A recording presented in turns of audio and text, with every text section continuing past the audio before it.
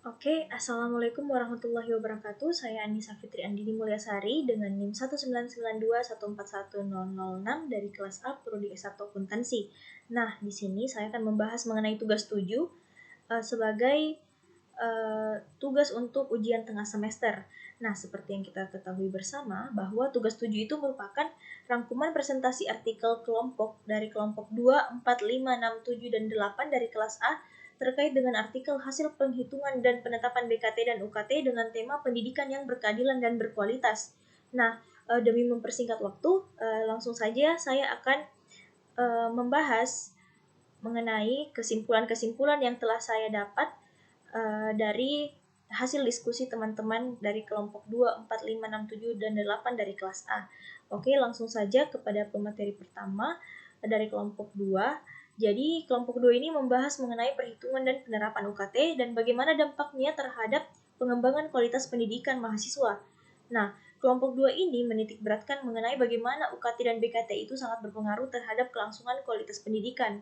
Kelompok 2 juga membahas mengenai beberapa poin-poin kebijakan baru yang ditetapkan oleh Kementerian Pendidikan pada tahun 2020, di mana kesimpulan dari poin-poin tersebut yaitu untuk meringankan beban teman-teman mahasiswa jika memiliki kendala seperti kendala finansial atau semacamnya.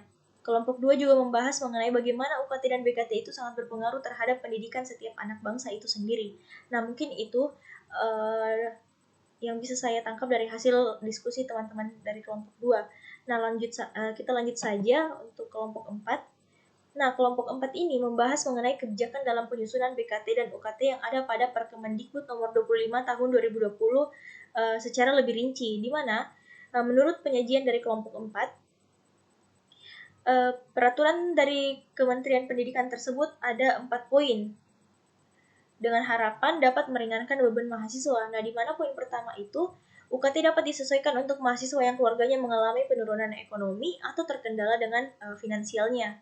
Entah itu terkendala oleh pandemi atau apapun itu, mahasiswa berhak mengajukan penurunan UKT. Nah, yang kedua, mahasiswa tidak wajib membayar UKT jika sedang mengambil cuti kuliah atau tidak mengambil SKS sama sekali. Yang ketiga, mahasiswa hanya membayar 50% UKT jika mengambil di bawah atau kurang dari 6 SKS. Nah, yang keempat, pemimpin perguruan tinggi dapat memberikan keringanan UKT ataupun memberlakukan UKT baru terhadap mahasiswa itu sendiri. Oke, itulah kesimpulan dari pembahasan yang telah dibahas oleh kelompok 4. Kita berpindah ke kelompok 5. Nah, kelompok 5 dengan tema pentingnya perhitungan dan penerapan BKT dan UKT untuk pendidikan yang berkeadilan dan bermutu. Sebenarnya, pembahasan dari kelompok 5 ini tidak jauh-jauh dari beberapa judul yang telah dibahas sebelumnya. Namun, kelompok 5 membahas secara lebih rinci mengenai aturan perundang-undangannya atau hukum yang berkaitan dengan materi yang disampaikan. Kelompok 5 juga menunjukkan bagaimana cara menghitung UKT dan BKT yang tepat. Dari hasil diskusi, dapat pula diketahui bahwa kebijakan UKT itu belum optimal. Kebijakan UKT oleh PTN mempunyai tujuan untuk menyediakan layanan edukasi untuk mahasiswa yang berbasis dengan subsidi silang untuk mahasiswa dengan kelompok ekonomi mampu maupun yang kurang mampu, sehingga para mahasiswa tersebut sama-sama memiliki peluang untuk melanjutkan pendidikannya ke jenjang yang lebih tinggi. Oke, itulah tadi pembahasan dari kelompok 5. Nah, selanjutnya kita berpindah ke kelompok 6. Nah, kelompok 6 ini dari hasil diskusi mereka dapat diketahui bahwa perhitungan BKT itu berdasarkan dari nilai konstanta SSBOPT dari masing-masing program studi mahasiswa itu sendiri. Nah, selain itu tergantung juga dari indeks perguruan tinggi, indeks mutu akreditor program studi serta akreditas institusi, serta indeks kemahalan wilayah dan juga indeks pengelolaan keuangan. Oke, selanjutnya kita berpindah ke kelompok 7.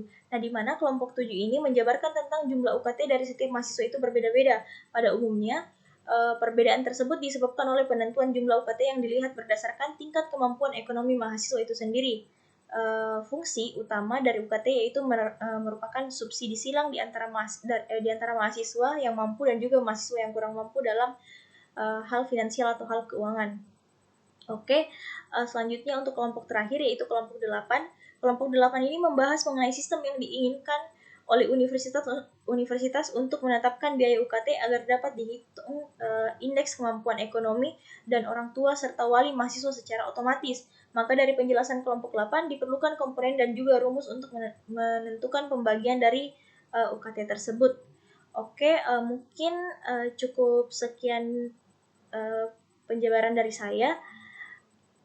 Saya akhiri dengan ucapan Assalamualaikum warahmatullahi wabarakatuh.